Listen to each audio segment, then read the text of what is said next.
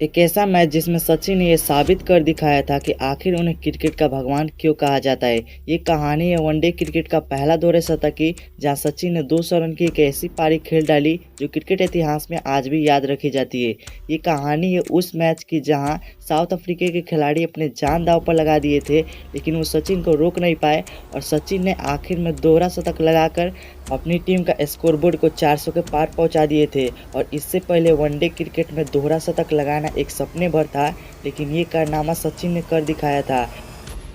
बात है 2010 की, जब साउथ अफ्रीका और इंडिया के बीच हो रही ओडीआई सीरीज का दूसरा मुकाबला रूप सिंह स्टेडियम में खेला जा रहा था।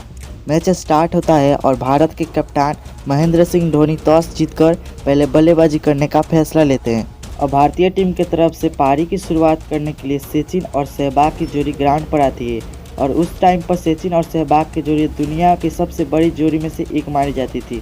और साउथ अफ्रीका की तरफ से पहली ओवर की गेंदबाजी डेल स्टेन को सौंपा जाता है। पहला बॉल सहवाग संभल कर खेलते हैं, लेकिन आज सहवाग का किस्मत काम कर देता है और दूसरी बॉल पर सहवाग कैच आउट होने से बच जाते हैं। उसके बाद डेल स्टेन सचिन को इस ओवर में रोक कर रखते हैं, जिसके कारण इस ओवर में सिर्फ एक ही रन आता है। उसके बाद दूसरी ओवर की तीसरी बॉल पर सचिन ने एक शानदार चौका मारकर अपना खाता खोलते हैं। उसके बाद अगली बॉल पर बैक टू बैक 2 चौका जड़कर टीम इंडिया को एक अच्छी शुरुआत दे देते हैं।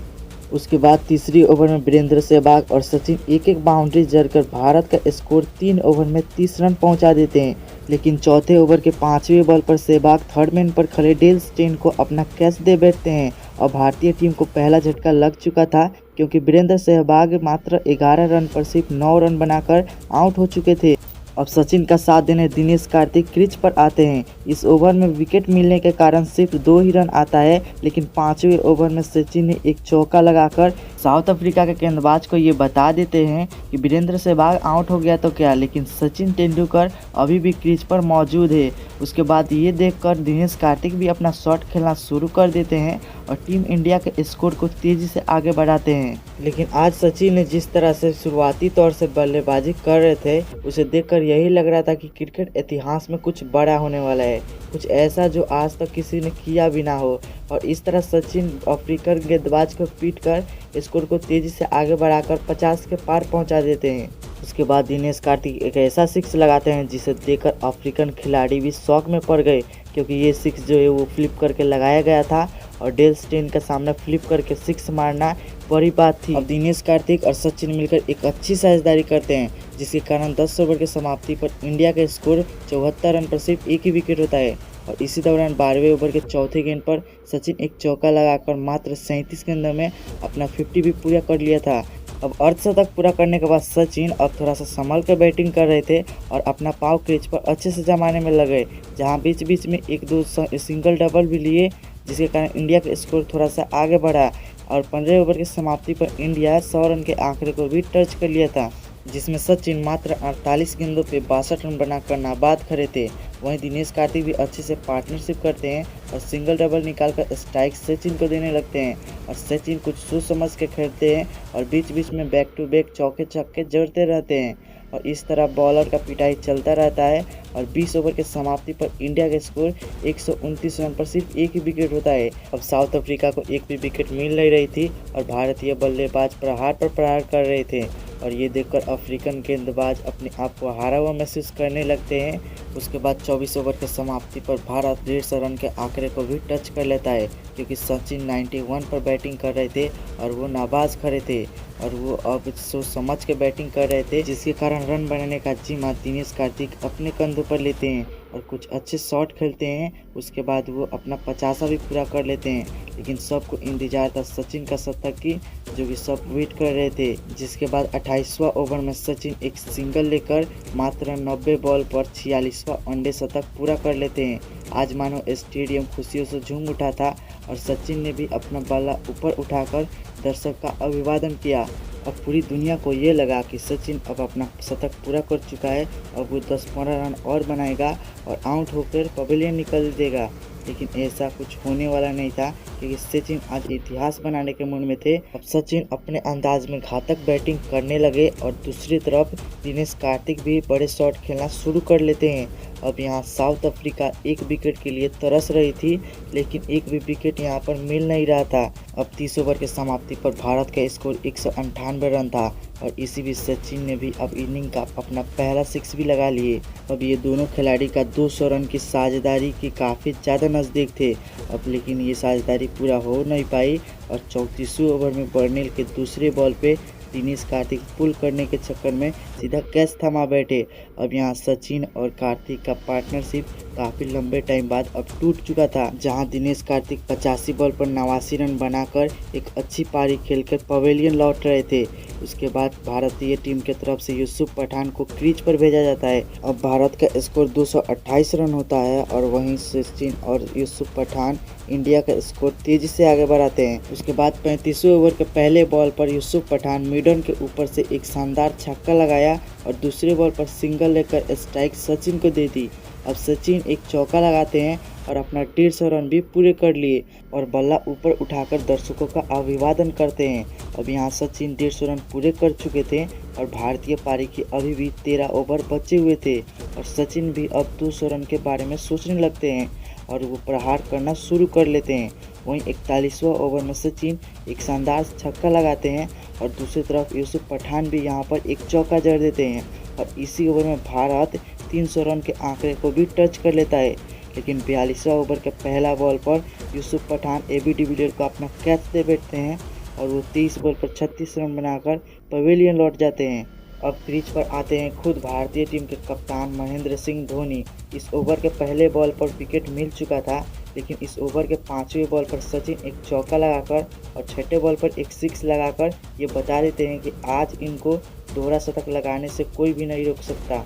अब सचिन चौके छक्के लगाना शुरू कर लिए और तेज़ी से रन आगे बढ़ाते हैं, लेकिन अब सिर्फ भारतीय पारी के सिर्फ 8 ही ओवर बाकी थे और 44वें ओवर में सचिन 187 रन पर होते हैं। ऐसे में पूरी दुनिया सचिन के पक्ष में थी, कैसे भी सचिन का दोहरा शतक देखना चाहती थी।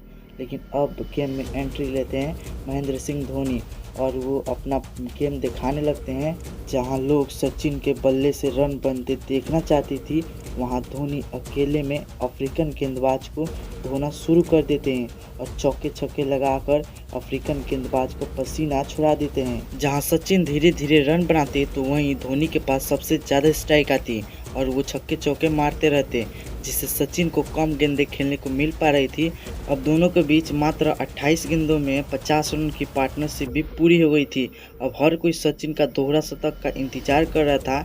अब 47वें ओवर में सचिन 2 डबल और 1 सिंगल लेकर मात्र 5 ही रन बना पाए और सचिन का स्कोर 196 रन पर आ जाता है। उसके बाद 48वें ओवर में धोनी एक चौका लगाते हैं, उसके बाद एक शानदार छक्का लगा देते हैं और इंडिया का स्कोर तेजी से आगे बढ़ा रहे थे। और वहीं सचिन इस ओवर में सिर्फ 2 ही रन बना पाए और अब सचिन 198 रन पर पहुंच चुके थे। अब सबको ये लग रहा था कि 49वें ओवर में सचिन अपना दोहरा शतक पूरा कर लेंगे, लेकिन 49वें ओवर में स्ट्राइक धोनी को मिलती है और बॉलिंग पर डेल स्टेन को भेजा जाता है और इस ओवर में जितना ज़्यादा तेज डेल स्टेन बॉल फेंक रहे थे, उतनी ही तेज़ी से धोनी अपना रन बना रहे थे और धोनी इस ओवर में छक्के चौके बहुत ही ज़्यादा जड़ते हैं और इस ओवर में वो अपना 50 भी पूरा कर लेते हैं। और यहाँ वो बता देते हैं कि अभी धोनी अगर स्ट्राइक पर रहेगा तो रन कभी रुकेगा नहीं। और वहीं सचिन को इस ओवर में स्ट्राइक ही नहीं मिलती, जिसके कारण भारतीय फैंस धोनी पर काफ़ी ज़्यादा गुस्सा हो जाते हैं, क्योंकि अब सचिन अपना दोहरा शतक के काफ़ी ज़्यादा करीब थे और भारतीय पारी के अब सिर्फ 1 ही ओवर बचे हुए थे। अब मैच आखिरी ओवर में आ चुका था, लेकिन अभी भी स्ट्राइक धोनी के पास थी और आखिरी ओवर के पहले बॉल पर कोई रन नहीं मिलता, लेकिन दूसरी बॉल पर धोनी एक शानदार छक्का लगाते हैं। लेकिन अब सचिन के फैंस को छक्का नहीं बल्कि स्ट्राइक चाहिए थी और महेंद्र सिंह धोनी ने भी फैंस को निराश न करते हुए तीसरे बॉल पर एक सिंगल लेकर स्ट्राइक पर सचिन को भेज देते हैं। अब यहाँ सचिन 199 पर बैटिंग कर रहे थे और उन्हें दोहरा शतक बनाने के लिए सिर्फ 1 ही रन चाहिए थी, लेकिन अब भारतीय पारी के सिर्फ 3 ही बॉल बचे हुए थे। उसके बाद सचिन ऑफ साइड की तरफ एक शॉट खेलते हैं और एक सिंगल लेकर अपना ऐतिहासिक दोहरा शतक पूरा कर लेते हैं। आज सचिन वो कर दिखाया जो बड़े से बड़े बैट्समैन भी नहीं किए, क्योंकि उस टाइम पर 100 रन बनाना भी बहुत ही बड़ी बात थी। लेकिन वहीं सचिन ओडीआई जैसे क्रिकेट में दोहरा शतक लगाकर इतिहास में अपना नाम दर्ज कर दिए। आज सचिन क्रिकेट इतिहास के पहले बैट्समैन बन चुके थे जिन्होंने वनडे क्रिकेट में दोहरा शतक लगाए हों, और ये लगाकर वो साबित कर देते हैं कि आखिर उन्हें क्रिकेट का भगवान क्यों कहा जाता है। उसके बाद धोनी बच्चे गेंदों पर बैक टू बैक 2 चौका जड़ देते हैं। सचिन और धोनी के बीच मात्र 54 गेंदों में 101 रन के पार्टनरशिप भी पूरी हो गई थी, जहां स्कोरबोर्ड में सचिन के आगे 200 रन दिखाई दे रहे थे, जो किसी को विश्वास ही नहीं हो पा रहा था। और वहीं धोनी मात्र 35 गेंदों में 68 रन की एक तूफानी पारी खेल चुके थे। अब साउथ अफ्रीका को जीतने के लिए 50 ओवरों में 402 रन बनाने थे, और साउथ अफ्रीका की तरफ से हाशिम आमला और हर्षल गिब्स की जोड़ी ग्राउंड पर आती है, और भारत की तरफ से पहले ओवर की गेंदबाजी प्रवीण कुमार को सौंपा जाता है। और पहले ही ओवर में प्रवीण कुमार के बॉल पर गिब्स एक चौका लगाकर ये बता देते हैं कि हम इतना आसानी से तो हार नहीं मानेंगे। और दूसरा ओवर में भी बैक टू बैक 2 चौके आता है, और अब साउथ अफ्रीका को 2 ओवर की समाप्ति पर 17 रन होता है। साउथ अफ्रीका एक अच्छी शुरुआत कर चुकी थी, लेकिन तभी गिब्स प्रवीण कुमार के गेंद पर गलती से क्लीन बोल्ड हो जाते हैं। अब साउथ अफ्रीका को पहला झटका लग चुका था। उसके बाद हाशिम आमला प्रहार करना शुरू कर देते हैं और चौके पर चौके और छक्के लगाने लगते हैं। अब साउथ अफ्रीका का रन रेट काफ़ी ज़्यादा होता है और काफ़ी ज़्यादा रन स्कोर हो रहा था। अब हाशिम आमला और नॉर्वे एक अच्छी साझेदारी कर रहे थे, लेकिन तभी शीर्षांत की गेंद पर नॉर्वे आउट हो जाते हैं। अब साउथ अफ्रीका को दूसरा झटका लग चुका था, लेकिन दूसरी तरफ आमला चौके छक्के लगाना बंद नहीं करते और काफ़ी ज़्यादा चौके छक्के लगाते हैं। हालांकि थोड़ी देर बाद हाशिम आमला हवाई शॉट खेलने के चक्कर में सीधा कैच दे बैठते हैं, और अब साउथ अफ्रीका का तीसरा झटका भी लग चुका था। और अब 10 ओवर की समाप्ति पर साउथ अफ्रीका का स्कोर 83 रन पर 3 विकेट होता है। उसके बाद 11वें ओवर में नेहरा केलिस को सीधे बोल्ड कर देते हैं, और उसके बाद अफ्रीका का सभी बल्लेबाज लगातार आउट होते रहे। जो भी आता तो कुछ रन बनाकर पवेलियन लौट जाता, लेकिन दूसरी तरफ एबी डिविलियर एक अच्छी पारी खेलते हैं और उसके बाद अपना 50 भी पूरा कर लिए। जहां साउथ अफ्रीका के बल्लेबाज आउट हो रहे थे, तो वहीं एबी डिविलियर एक अच्छी पारी शुरुआत कर चुके थे। अब अर्धशतक पूरा करने के बाद एबी डिविलियर अपना प्रहार को और भी तेज कर दिए और चौके छक्के लगा रहे थे। अब इंडिया के गेंदबाज भी सोच रहे थे कि कहीं ये मैच हाथ से निकल ना जाए। अब साउथ अफ्रीका 200 रन के आंकड़े को भी टच कर लेता है, जहां एबी डिविलियर क्रीज पर अभी भी खड़े थे, लेकिन आज साउथ अफ्रीका का कोई भी बल्लेबाज क्रीज पर एबी डिविलियर का साथ नहीं दिया, जिसके कारण आखिरी विकेट गिरने से पहले एबी डिविलियर अपना सेंचुरी भी पूरा कर लिए। उसके बाद साउथ अफ्रीका 248 रन पर ही ऑल आउट होती है और ये मैच भारत 153 रन से जीत जाता है, और ये संभव हो पाया सिर्फ सचिन के दोहरे शतक के कारण।